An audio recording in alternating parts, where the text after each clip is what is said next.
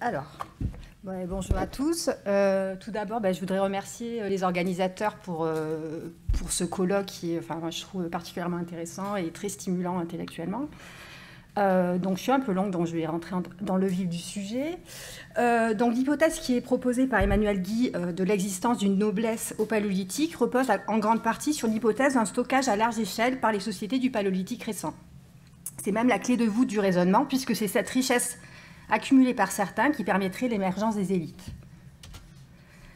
Donc, par exemple, on peut lire dans l'ouvrage « L'émergence d'une élite serait à mettre sur le compte de la privatisation d'excédents alimentaires autorisés par la conservation et le stockage à large échelle ».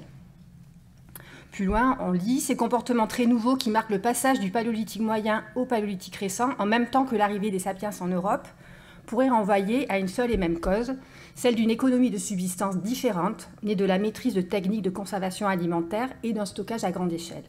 En même temps que ce mode de subsistance se développait, un système de pensée original aurait été conçu et des mythes et des croyances nouvelles seraient nés, destinés à légitimer les prérogatives territoriales de l'élite. » Pour autant, la question du stockage, et plus encore celle d'un stockage à large échelle, est loin d'être tranchée pour le Paléolithique.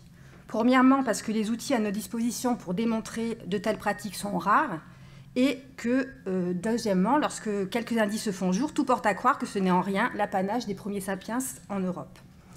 Donc, outre des aspects méthodologiques, mon discours s'attachera à décrypter les indices archéologiques qui permettent de discuter de la question du stockage des ressources alimentaires durant le Paléolithique, et je m'interrogerai, le cas échéant, sur les facteurs ayant conduit au développement de telles pratiques et aux modalités de leur mise en œuvre. Alors, sous nos latitudes, les chasseurs-cueilleurs paléolithiques ont connu, lors des épisodes glaciaires, des climats extrêmement rigoureux, comparables aux conditions de vie des populations des zones subarctiques. Or, les données ethnographiques montrent que ces peuples de milieux froids se caractérisent par un régime alimentaire hyperprotéinique. La faible part végétale dans l'alimentation de ces groupes est due en grande partie à des contraintes environnementales fortes, impliquant une biomasse végétale faible et une saison végétative des plantes restreinte à une période très courte de l'année. Donc, dans ces contextes, c'est donc la chasse et ou la pêche qui fournit la majeure partie des ressources alimentaires. De nombreuses espèces de toundra sont des espèces migratrices, avec l'exemple emblématique du renne qui peut, mais pas toujours, migrer sur des centaines de kilomètres et qui peut donc être absent dans un territoire donné à certaines périodes de l'année. Exemple aussi des saumons qui ont frayé dans les cours d'eau à l'intérieur des terres à l'automne. Ces espèces qui sont présentes en grand nombre à des moments particuliers de l'année autorisent la mise en place d'un stockage à grande échelle, pouvant conduire dans des contextes très particuliers à une réduction drastique de la mobilité de ces chasseurs-cueilleurs, tels que l'a décrit Alain Testard. Alors, sans nécessairement atteindre une telle échelle, et ça a bien été indiqué hier, le stockage du gibier en vue d'une consommation différée est une pratique qui est largement décrite pour les peuples de chasseurs-cueilleurs-collecteurs, actuels ou subactuels, qui vivent dans un environnement où les ressources de base sont présentes en abondance sur des laps de temps très courts. Également, à côté de la disponibilité des ressources, l'état sanitaire des proies est également à prendre en compte, car il varie de manière draconienne selon les périodes de l'année. Donc ainsi, à la fin de l'hiver et au début de printemps, ces périodes sont fortement contraignantes du fait de la mauvaise condition physique des proies chassées. Là, vous avez un renne à la fin du printemps, donc qui est responsable de la consommation de viande maigre. Donc en plus de l'aspect disponibilité du gibier dans l'environnement, la consommation de denrées stockées permet de pallier un régime trop pauvre en apport nutritif. Donc le stockage apparaît comme une solution alimentaire très importante dans ces environnements contrastés. Ce stockage pratique permet ainsi aux peuples dont les ressources exploitées fluctuent en termes de disponibilité et ou de qualité d'anticiper sur les périodes à mauvais rendement. Pour le gibier terrestre, ce stockage est généralement effectué lorsque le gibier se rassemble en troupeau et lorsque le gibier est en bon état sanitaire, donc plus particulièrement à l'automne. Néanmoins, comme en témoignent notamment les observations de Binford sur les Nunamutes, les rassemblements de rennes lors des migrations de printemps peuvent aussi donner lieu à des abattages en masse et à un stockage des ressources pour une consommation différée. Durant cette saison, la viande doit être séchée, alors qu'en automne, elle est, en tout cas chez les Nunamutes, elle est habituellement gelée. Donc à cette saison, de nombreuses carcasses, le plus souvent préalablement découpées, sont stockées dans des caches qui sont creusées dans le sol. Les crânes avec leur bois sont déposés au sommet de ces stocks alimentaires, permettront, malgré l'épaisseur de la neige, de retrouver ces caches de façon aisée en hiver. Donc ces deux types de stockage ont bien évidemment des signatures archéologiques fort distinctes. Mais avant d'aborder ce point, penchons-nous sur les différents moyens dont disposent les chasseurs-cueilleurs pour conserver la chair et la graisse des animaux. Donc plusieurs procédés techniques peuvent être évoqués. La déshydratation de la viande qui est fréquemment pratiquée par les groupes humains à forte mobilité, car on l'a dit hier aussi, le séchage réduit drastiquement le poids et le volume de la viande. La viande peut être séchée au soleil, au vent, à proximité d'une source de chaleur ou être fumée.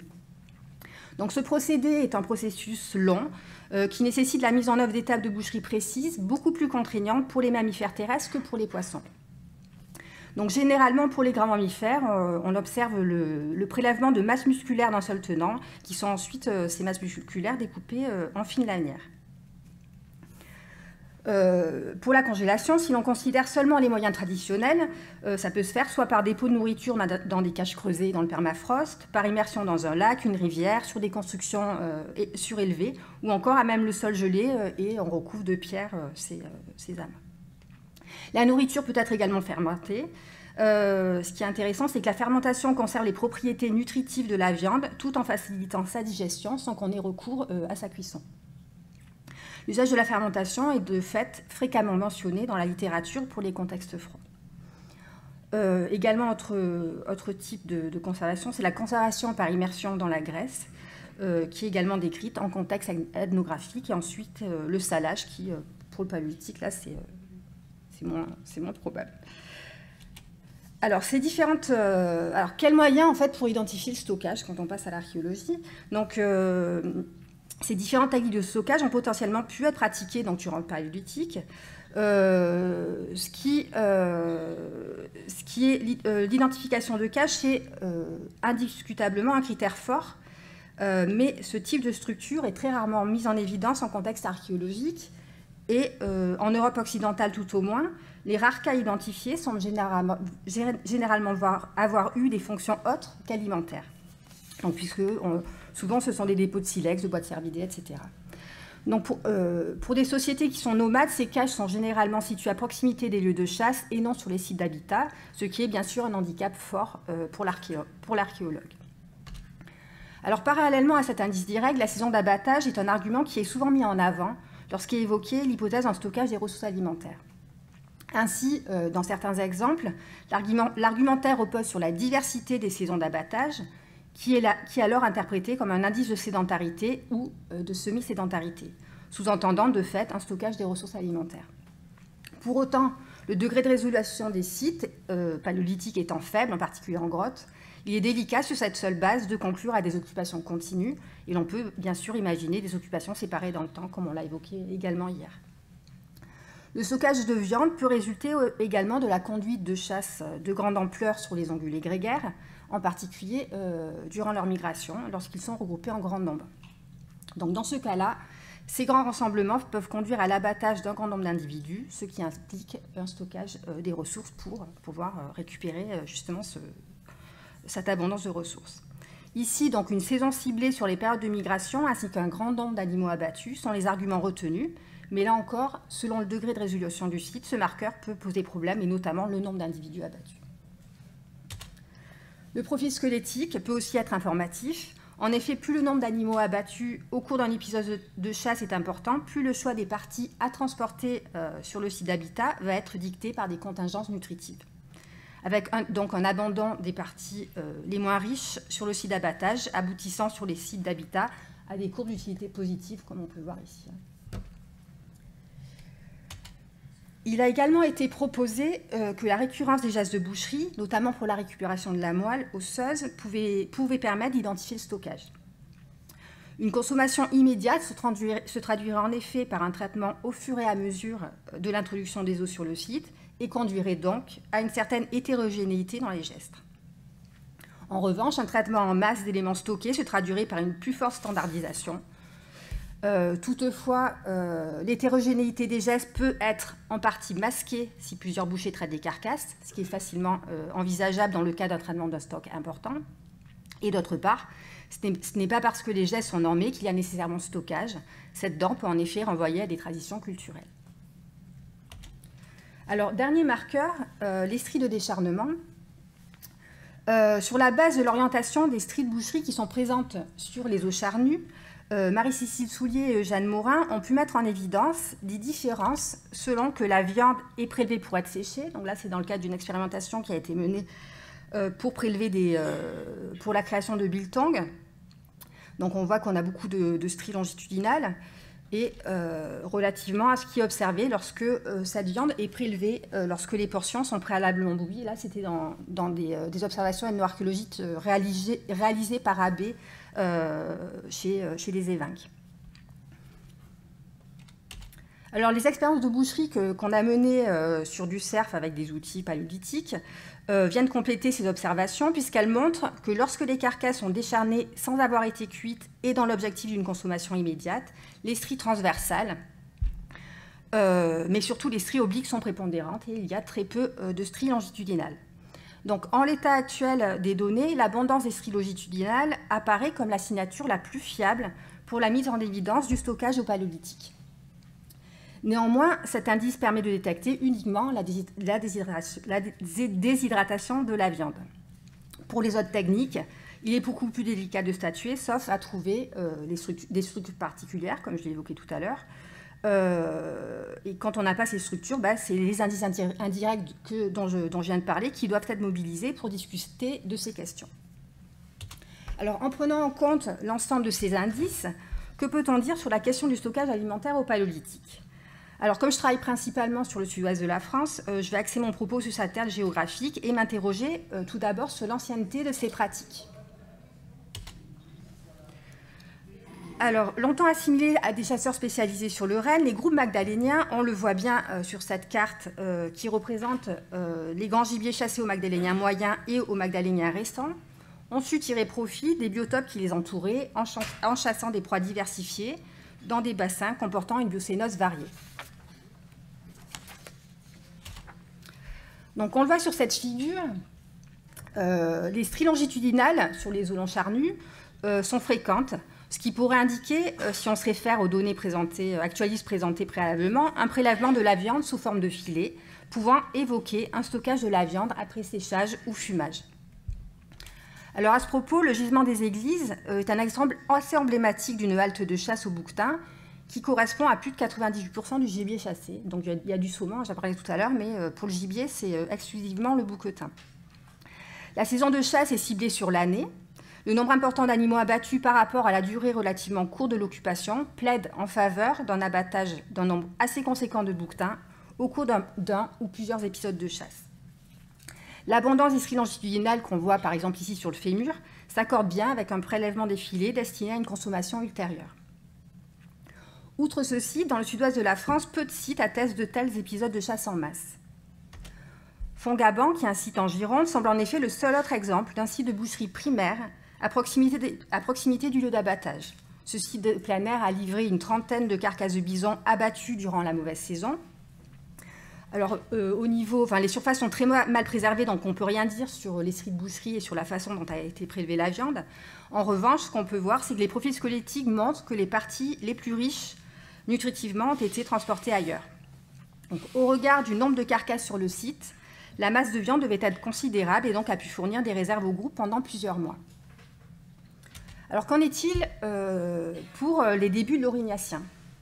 Marie-Cécile Soulier, qui a fait une thèse sur la faune aurignacien, a pu montrer, donc sur l'étude de plusieurs sites proto-aurignaciens et aurignaciens anciens du sud-ouest. Donc elle a travaillé sur ces sites-là, et donc elle a pu montrer, comme on le voit sur ce graphique, que à cette période chronoculturelle, les stries de boucherie longitudinales sont très rares, contrairement aux magdaléniens. On le voit aussi dans les reports de stries sur les ossements. Donc le prélèvement de lambeaux de viande destinés à être séchés est donc exclu. Donc c'est ces sites-là qu'on doit voir. Alors les signatures de viande conservées par congélation étant non perceptibles sur le registre osseux, on pourrait certes envisager l'utilisation de cette technique de stockage durant cette période. Alors, plusieurs points semblent aller à l'encontre de cette hypothèse. Tout d'abord, il n'y a pas de site d'abattage en masse qui est documenté durant ces périodes-là. Également, sur les sites d'habitat, on a un nombre relativement faible d'animaux abattus. Et enfin, ce que l'on voit, c'est qu'on a un gibier qui est diversifié, qui est disponible toute l'année et où on a des complémentarités saisonnières entre les ongulés chassés. Donc, si le stockage des ressources ne semble pas attesté au début du paléolithique récent, qu'en était-il du paléolithique moyen? Alors, deux exemples pour illustrer ce point. Le site de Morin, donc c'est un site de plein air qui se situe en Haute-Garonne, qui est daté aux alentours de 40 000 ans. Ce site est dominé à plus de 98% par du bison. On a un minimum d'individus de 137. Mais relativement à l'étendue du site, on a une estimation qui a été faite de probablement 4000 carcasses qui étaient présentes sur ce gisement. Donc le profil de mortalité est typique d'une mortalité de type catastrophique. D'après les études sémantochronologiques, les chasses se déroulaient au cours de l'automne, donc potentiellement durant la période de migration. Les éléments squelettiques les plus abondants correspondent aux extrémités de pattes et au crâne, c'est-à-dire aux parties que l'on retrouve fréquemment sur les sites d'abattage. Comme pour Fongaban, la mauvaise conservation des surfaces osseuses ne permet pas de discuter des stries de boucherie. Mais en revanche, ce qu'on voit, c'est que la récupération de la graisse est loin d'être exhaustive, puisque plus de la moitié des métapodes sont complets, comme on peut le voir ici, on voit des métapodes qui sont complets. Donc c'est un argument fort en faveur de l'hypothèse de l'abattage d'un nombre important de bisons durant des laps de temps assez courts. Ce que semble confirmer d'ailleurs le faible nombre d'outils lithiques. Alors, utilisés comme site d'abattage sur probablement plusieurs générations, les groupes de Néandertaliens s'installaient provisoirement sur ce site, le temps d'extraire les ressources alimentaires, alors transportées pour une consommation différée dans d'autres sites d'habitat. Autre exemple, le site des Pradelles, qui est un site en Charente, également moustérien, qui est localisé à une centaine de mètres d'une petite rivière, la Ligone, et qui s'ouvre, c'est une galerie karstique qui s'ouvre sur le plateau. Donc vous avez une photo ici de ce site, on ne voit pas trop, donc c'est à l'intérieur quel site. Donc ce site présente, je vais assez vite, il présente une épaisse séquence stratigraphique et je vais vous parler des niveaux de base qui sont les niveaux en fait où on a vraiment, où c'est vraiment des occupations d'origine anthropique et je vais vous parler en particulier de la couche 4, mais en dessous on a les mêmes caractéristiques. Donc ces occupations, ce site a été occupé par des moustériens de type Kina. Donc, le faciès 4A est caractérisé par une forte densité des restes osseux relativement au matériel lithique. Le renne domine à plus de 98% des restes identifiés. Alors, la fouille a été menée sur une surface relativement restreinte, mais on a quand même 58 rennes qui ont été identifiés. Le profil de mortalité est caractéristique d'une mortalité catastrophique. Et enfin, les saisons de chasse correspondent aux périodes de migration des rennes.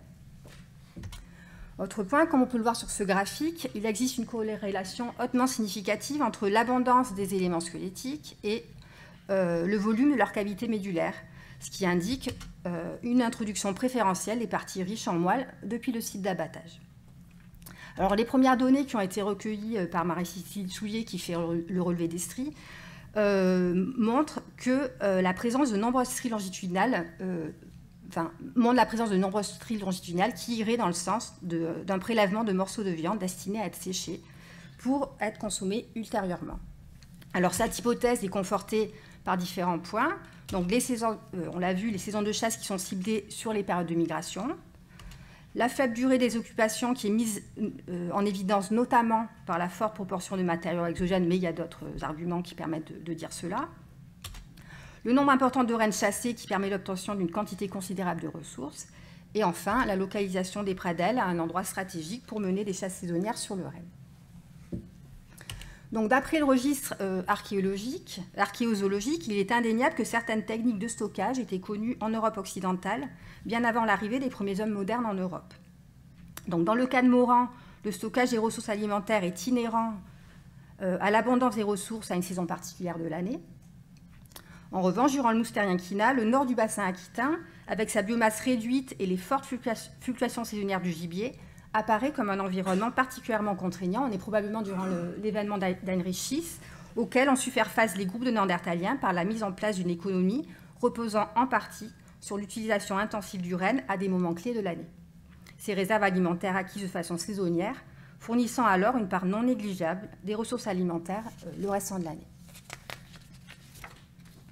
Mais au-delà des capacités techniques à constituer des réserves alimentaires, la question de l'existence ou non d'un stockage sur large échelle au Paléolithique doit être discutée, car si on se réfère aux travaux d'Alain Testard, c'est la condition sine qua non pour que puissent se développer des sociétés hiérarchiques, alors au sens économique, je précise, de chasseurs-cueilleurs, stockeurs sédentaires.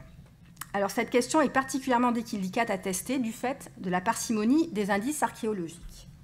Alors, afin d'aller plus avant dans cette réflexion, j'ai essayé de confronter les observations d'Alain Testard au contexte paléolithique européen. Comme précédemment, mon discours portera uniquement sur l'Europe occidentale et en particulier sur le sud-ouest. Donc, dans son chapitre « Un système techno-économique fondé sur le stockage alimentaire », Alain Testard présente les fondements théoriques liant le stockage alimentaire sur large échelle à la sédentarité, au développement de la richesse et des inégalités socio-économiques et d'autres aspects comme par exemple la division sociale du travail, de la guerre ou encore des échanges économiques importants. Donc, dans ce modèle, il y a 5 prérequis pour les chasseurs-cueilleurs. Donc une ressource alimentaire de base.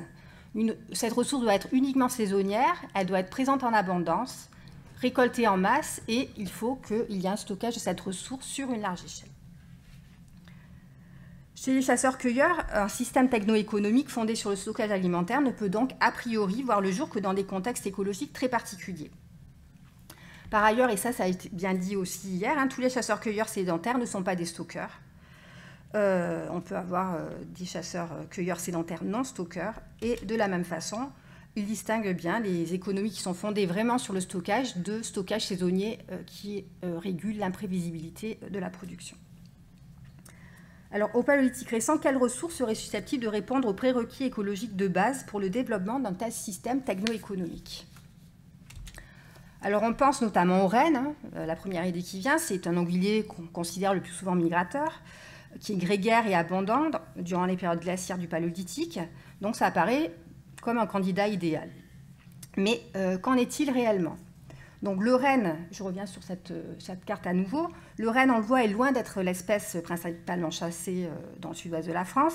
Par ailleurs, on n'a aucun site où le renne est dominant qui témoigne de chasse collective à l'automne, comme on peut le voir notamment dans le bassin parisien.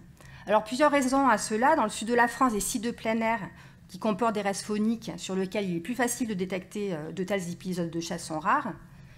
Deuxièmement, les indices de saisonnalité ne permettent pas d'entrevoir des migrations sur de longues distances du renne. Et enfin, troisièmement, dans le sud-ouest de la France, la richesse des biotopes, avec leur forte biomasse et des proies diversifiées, permet un calendrier de chasse annuelle sans nécessité de recours au stockage sur une large échelle pour pallier l'absence des ressources.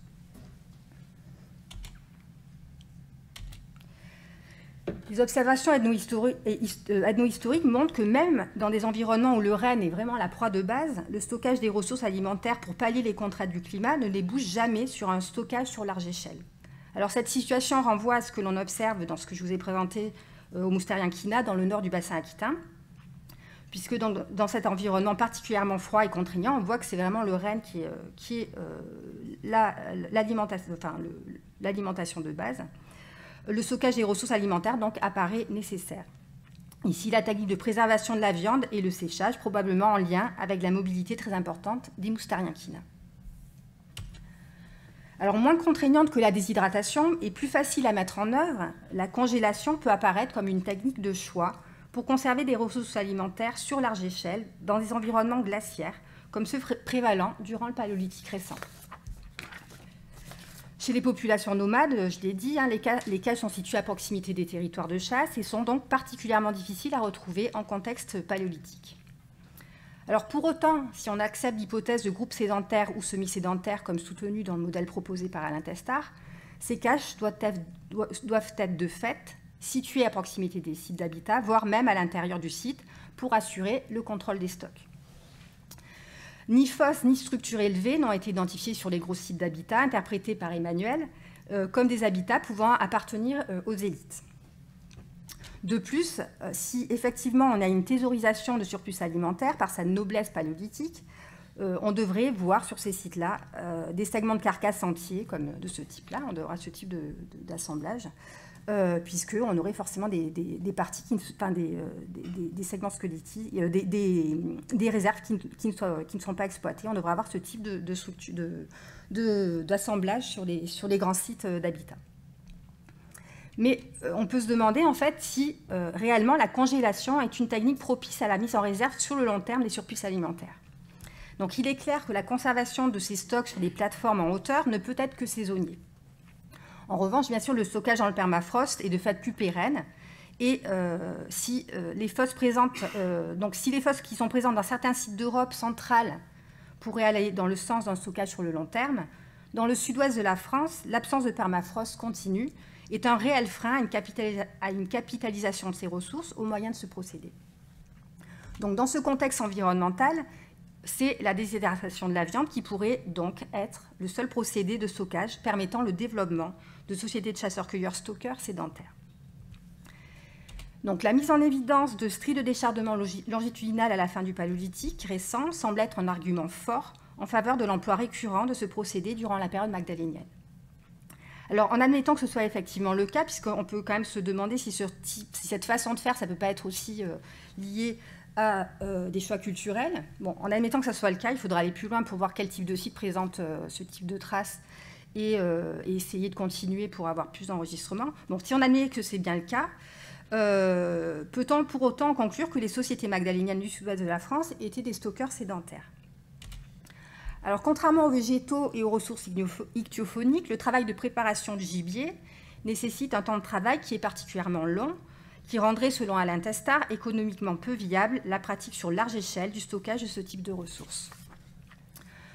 Le traitement de gibier abattu en masse nécessite en effet un travail collectif intense pour pouvoir traiter les carcasses dans un laps de temps suffisamment court. Cette coopération nécessaire entre les membres du groupe semble, il me semble, antinomique avec l'appropriation des ressources par des personnes de haut rang. Par ailleurs, je reviens encore sur la richesse sur cette carte, la richesse en biomasse animale et la diversité des proies disponibles sur l'ensemble de l'année dans le sud-ouest excluent, il me semble, le développement d'un système reposant sur l'existence d'une classe dominante exploitant le travail d'autrui. En effet, dans un tel contexte écologique, quel facteur pourrait alors expliquer que les membres du groupe acceptent une appropriation de territoire aussi vaste et également l'appropriation des produits de leur chasse?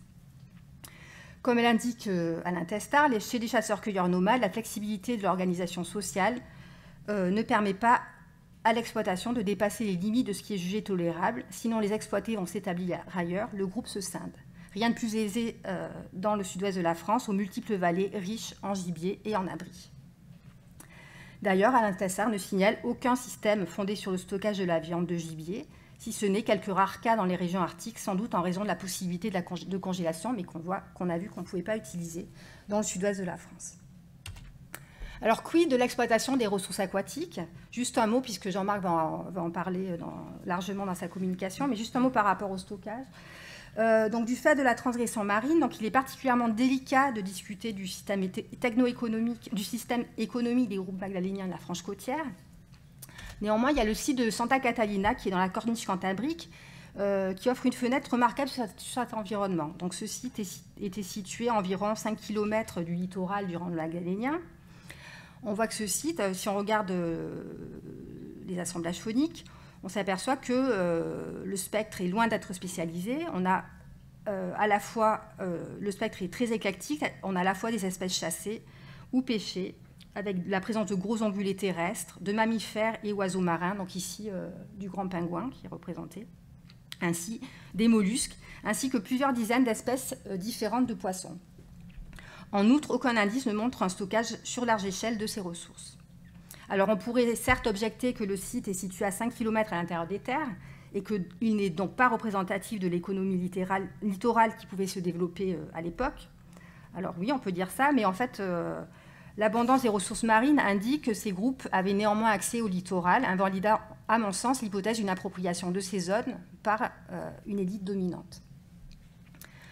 Alors, à partir du magdalénien, on a également des indices qui sont de plus en plus fréquents de pêche présents à l'intérieur des terres. On a plusieurs gisements qui comportent des restes dictyophones, et certains même sont largement dédiés à ces activités. Donc c'est le cas notamment de la grotte Abri du Moulin dans les Hautes-Pyrénées, ou également de la grotte des Églises en Ariège, dont j'ai parlé tout à l'heure à propos du bouquetin. Mais sur ces deux sites, même si les restes de poissons sont abondants, le gibier terrestre fournit aussi une part non négligeable des ressources alimentaires, donc on n'est pas sur des sites ultra spécialisés. Ce sont de plus des haltes saisonnières de courte durée qui indiquent au regard de la quantité des ressources acquises une consommation différée d'une partie d'entre elles, mais également démontrent le nomadisme de ces groupes au fil des saisons et en fonction du calendrier saisonnier des ressources. Autre site intéressant, le site du Bois des Brousses, des Bois des Brousses, qui a livré de nombreuses vertèbres de poissons qui sont associées à une structure de combustion. Et sur ce site, l'hypothèse d'un fumage à froid a été proposée. Mais sur ce site, les espèces de poissons qui sont présentes sont variées. On a à la fois de la truie, de l'anguille, de l'ombre, peut-être de la lotte. Et le poids de poisson séché est estimé à environ 100 de kilos. Donc, ce qui est certes important, mais loin des surplus alimentaires tels qu'ils peuvent être décrits sur la côte nord-ouest du Pacifique notamment. Donc, en conclusion, le stockage des ressources alimentaires ne semble pas être l'apanage de notre espèce. Et il y a plus de 60 000 ans, l'homme de Néandertal maîtrisait déjà les procédés techniques permettant la conservation de la viande pour une consommation différée. Dans le sud-ouest de la France, les indices de stockage alimentaire pour les débuts du paléolithique récent sont des plus ténus, voire inexistants. En revanche, au Magdalénien, le recours au stockage est attesté. Dans le sud-ouest de la France, la diversité des ressources disponibles dans l'environnement et l'étendue des territoires exploitables relativement à la densité de la population humaine ne permettent pas d'entrevoir les raisons qui auraient pu pousser certains membres du groupe à se soumettre à une classe dirigeante. Dans un tel contexte environnemental, un cumul des richesses par une thésaurisation des biens alimentaires ou l'acquisition de prestige grâce à des fêtes au cours desquelles serait distribuée une quantité colossale de nourriture à la manière du potlatch sur la bordure américaine du Pacifique apparaît, il me semble, hautement improbable. Je vous remercie.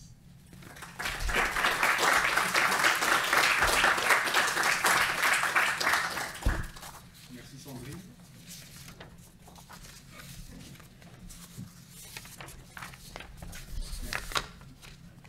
On passe. Merci Sandrine. Je crois que tu as brillamment démontré qu'il y avait des inégalités sociales chez les Néandertaliens. Est-ce qu'il y a des questions ?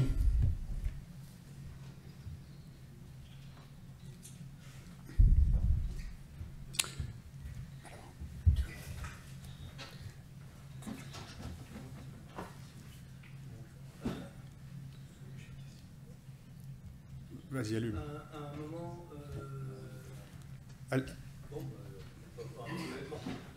un moment, tu as parlé. Attends, Maurice.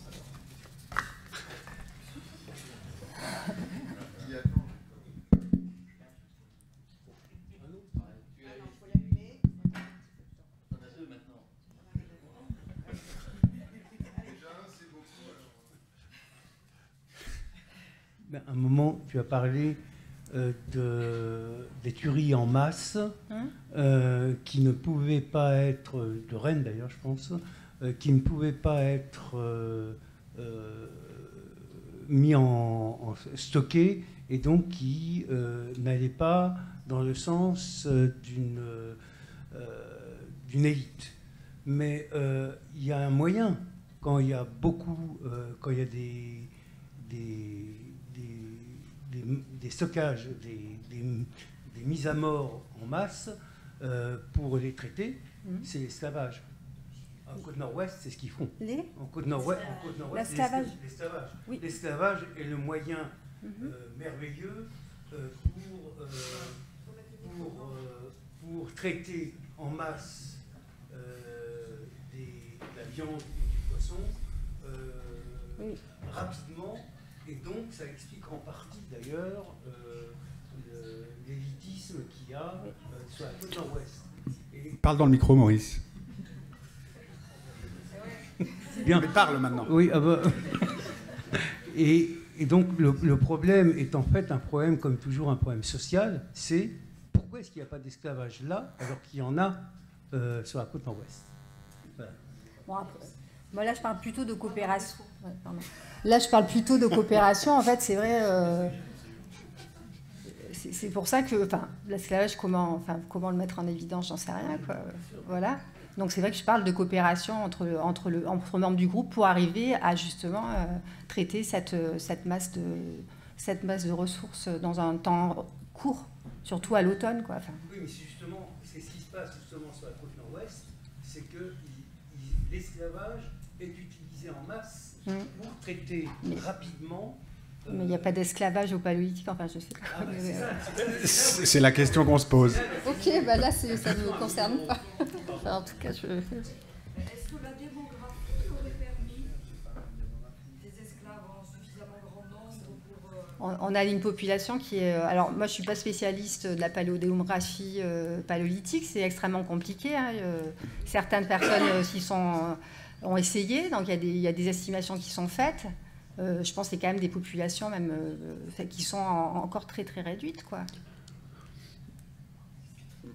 On manque beaucoup de données là-dessus. Sandrine. Oui. Je suis là. Là. Encore. Je suis là. Bien, merci pour cette brillante présentation. Je peux juste une petite question, parce qu'on parle de la biomasse là, que ça représente. Mais tu as quand même une accumulation sur plusieurs saisons et tu peux pas finalement par épisode...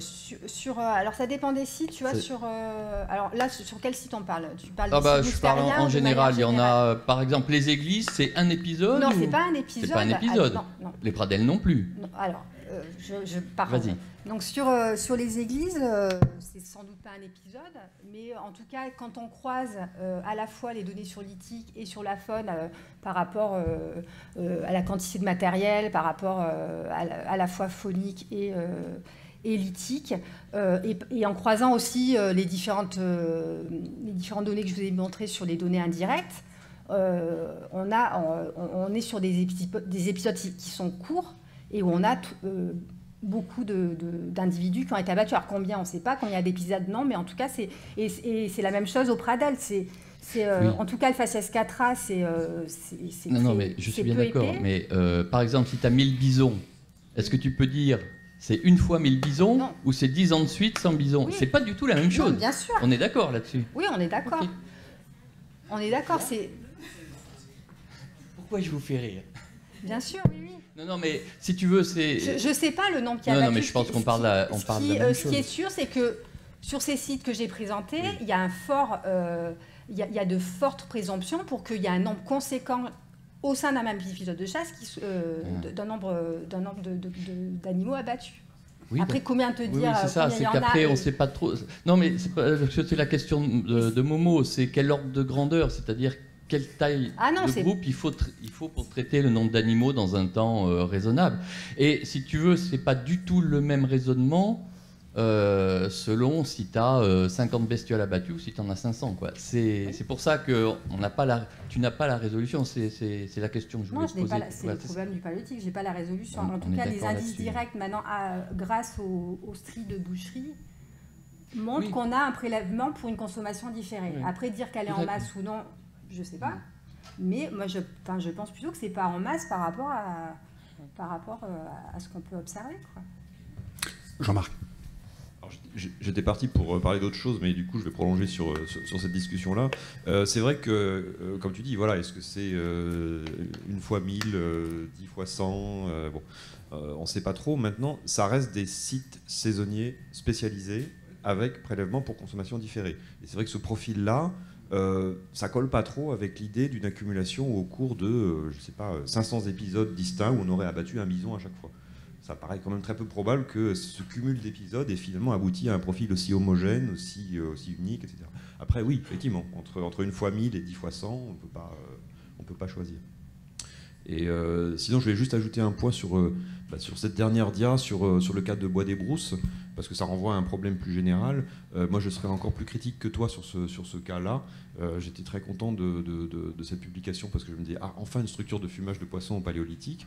Bon, quand tu regardes les données, c'est un niveau d'occupation magdalénien, avec pas mal de poissons dans la faune, et une ou plusieurs structures de combustion.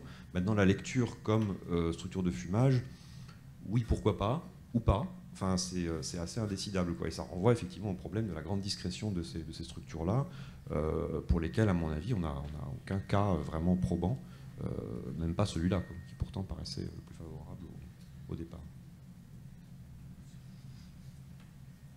Oui, moi j'avais juste une question. Je suis là. Hein. Je devrais être là.